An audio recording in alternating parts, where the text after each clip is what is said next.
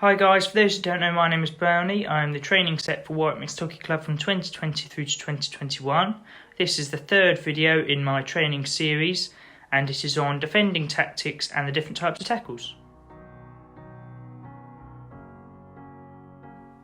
In this video I will mention the illegal stick tackle in hockey. This is where you make contact with the opponent's stick before you make contact with the ball. For example, if you hit their stick away from the ball and then take the ball, that is not allowed in hockey and they will get a free hit. However, if you hit the ball first and then accidentally make contact with their stick after you've hit the ball, that is okay. To do the jab tackle, you want to start with your left hand holding tight at the top of the stick and your right hand holding loosely at the bottom of the grip. You want to make sure that you are stick's length and a step away from the player, and when the time is right you are going to lunge in, letting go with your right hand and jab towards the ball. You want to make sure that you don't hit the opponent's stick, because this will be an illegal stick tackle like we talked about earlier. There are usually three outcomes when you perform a jab tackle. Firstly, you hit the ball away from the player. This is good because you can then take the ball and accelerate away from the player and you have made the tackle. Secondly, you hit the ball and the ball rolls onto the player's foot. This is good because they have then fouled and you will then be able to get a free hit.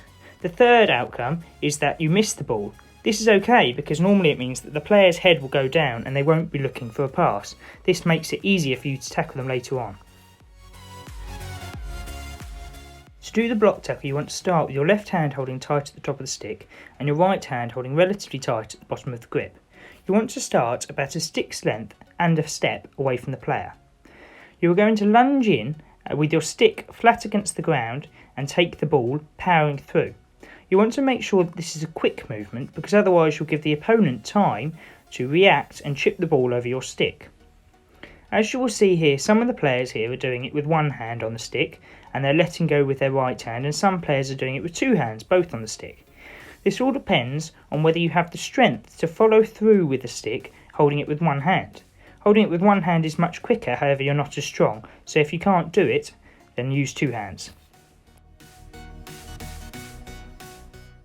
To combine those two skills to form a proper tackle, what you want to do is you want to do a couple of jabs to keep the player's eyes down, and then you want to go in with your strong block tackle. This is good because then it means that you will have flustered the player by doing your jab tackles and therefore they won't be able to react in time to stop you taking the ball from them. You want to make sure that after you've made your block tackle you accelerate away so they can't take the ball back. This is expanding on Ella's video, Rules and Tactics episode 2, when she talked about when you would channel someone. Here we're going to talk about how you go about channeling someone. You want to make sure that you are a stick's length and a step away from the player, and you are slightly in front of them at about a 45-degree angle from where you want to go. You want to keep jabbing your stick in and around the ball so that the player can't look up without you tackling them. Therefore they won't be able to look up and make the pass that you don't want them to make. You also want to make sure that they have to go through you if they want to get to where you don't want them to go. For example, you want to make sure that you are blocking their run towards the D if you are channeling them away from the D. You want to make sure that you're close enough so that if they look up to make a pass or if they start to swing back to try and take a strike on goal, that you can jab tackle them and take the ball off them before they do so. Thank you very much for watching. I hope that helped. The next video in my training series will be on 3D skills.